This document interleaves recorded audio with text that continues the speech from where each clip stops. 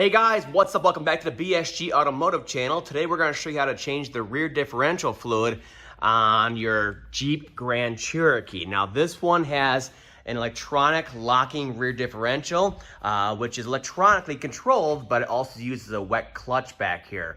This one is a 2018 Trailhawk. So I'll let you guys see it real quick so you can identify yours.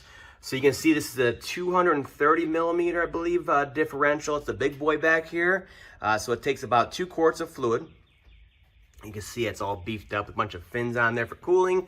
And right here is the shift motor for the electronic locking differential back here. So this differential does require about 1.5 quarts of fluid, and it does require friction modifier to make those plates work properly inside of there. It's a very simple process. Let's go ahead and get started. All right, let's get down to it. It only takes about 5 minutes to do this. Why? Because it's right here out in the open. You have a fill plug right here on the side, the passenger side of the differential. And right down here, there is a drain plug. So it makes it very easy to do fluid changes on here. As you can see, there's a lot of dust and dirt on here. So before you open it up, you want to clean the area around it. I use brake clean. Kind of wash it off on there a little bit around it. And the same thing back here. Good rinsing. You don't want to introduce any contaminants into there. We're trying to keep the fluid as clean as possible. All right, so what I do, once it's clean, use an 8 millimeter socket on here, 8 millimeter hex socket. We're gonna loosen the fill plug on here, and we're gonna open it up. And this will allow the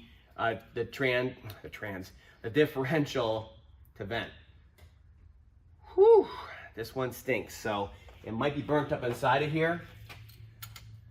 Now, if you're having problems with your differential, what you want to do is get a cup, and preferably like a coffee filter, and you want to capture some of the old fluid coming out, okay? So we're having a problem with this one shuttering on turns, so we're gonna get a cup for this, and we're gonna take a sample from it. All right, so it's, springtime, and we just drove a little bit, so this might come flying out of here. So be ready for it. Have your drain pan back a little bit.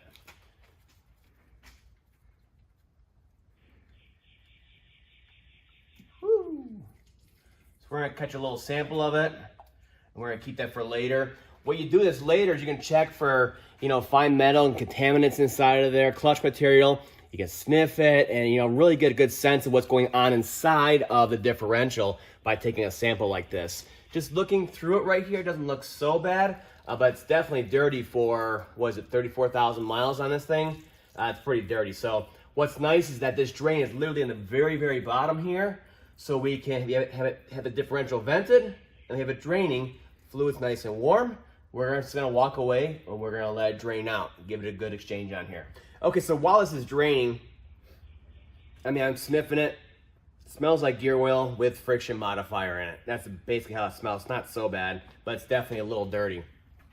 So like I said, it's best to use a coffee filter, like those cone-shaped ones, and you literally just pour a sample through there, and you let it bleed through, kind of the same way it's happening on here.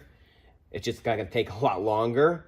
And what that's gonna do, since we had a rush of fluid coming out of here, it brought with it any kind of metal that may be going on inside of there, any kind of metal wear, chunks and stuff like that. So what you can also do is kind of roll it around like this. See that? You can roll it around on here and kind of give it a coating, just like that, okay?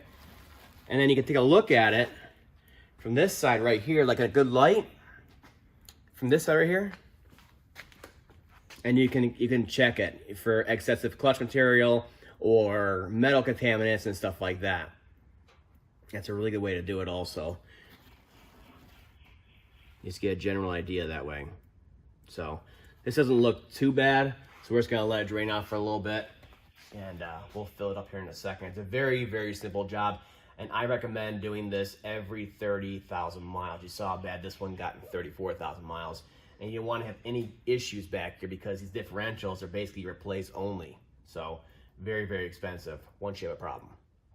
All right, now once you get to the point where there's an inconsistent drip or a very thin stream coming out of there, we're good to go. We can go ahead and fill it back up. It's not gonna be a big deal to get every little last drop out of there, especially if you're maintaining it every 30,000 miles. Very, very important so nothing ever builds up in the first place. If yours is really bad, you waited 60, 90,000 miles, really bad, what you can do, since we have 2 quarts of fluid on hand, it only takes about a quart and a half or so, you can put a couple pumps through the side here in the fill while it's still open and kind of flush it out a little bit. Ours, like I said, only has around 34,000 miles on it, just a little dark, no big deal. So we're just gonna clean off the surface here where it seals up. We have already cleaned our drain plug, and it has an O-ring on to make sure the O-ring is not cut. Otherwise, you can reuse it. Always thread them in by hand on here. You don't want to cross thread and crack the housing.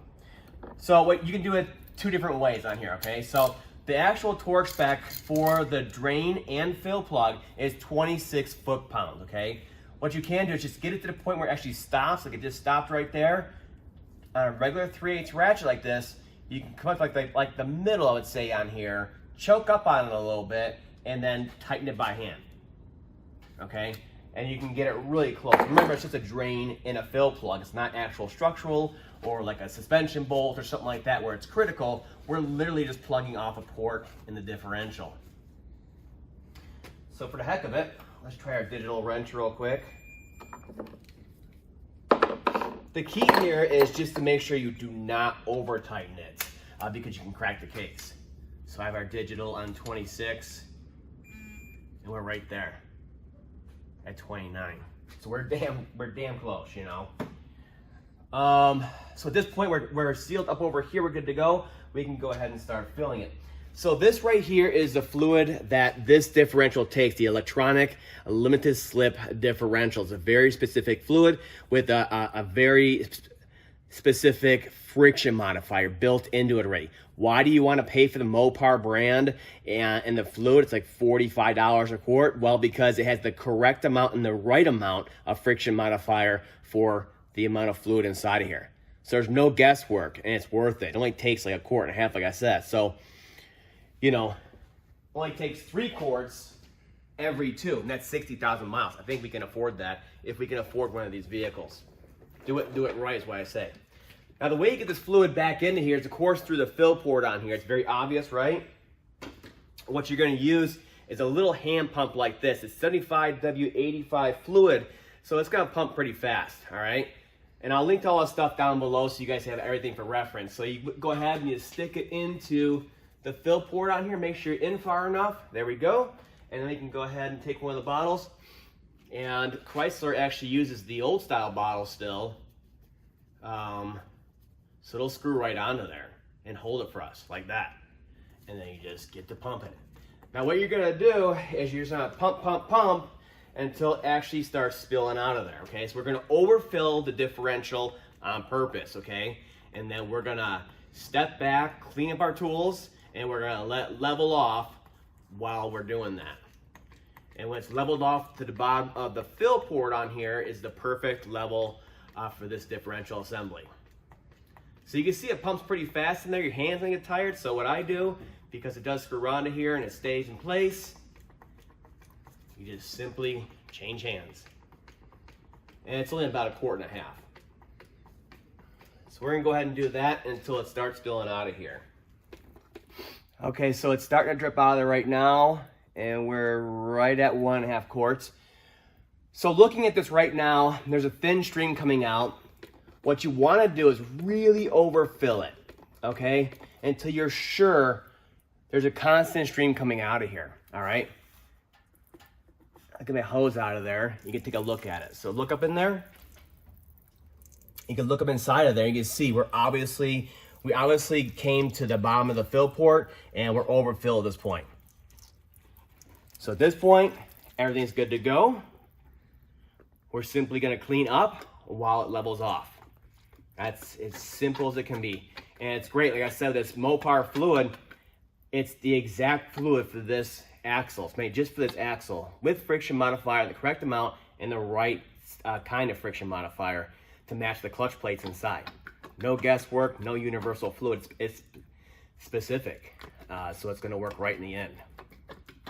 So That's why I pony up the extra money for the Mopar fluid on there. That way you don't damage anything. So we're just gonna let it level off, start cleaning up, all that good stuff. Save your half a quart for the next time. And next time you'll just have to buy a quart and you'll fill it up to where it's leaking out again at 1.5, because it takes 1.4 something.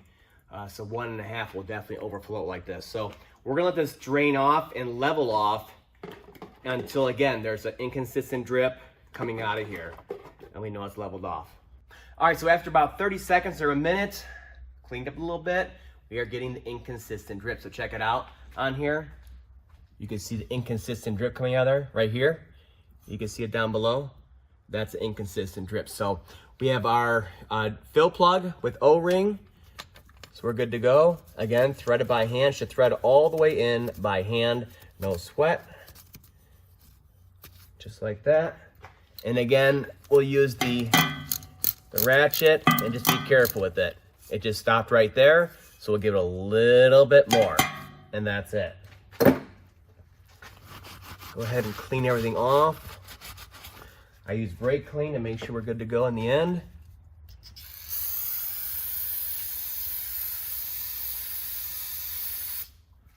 There you go. And then after that, you simply go on a test drive and make sure everything's good to go back here, sounds right back here. Come back and check for any kind of leaks. And of course, make sure the limited slip differential is working properly now that the proper fluid is in it.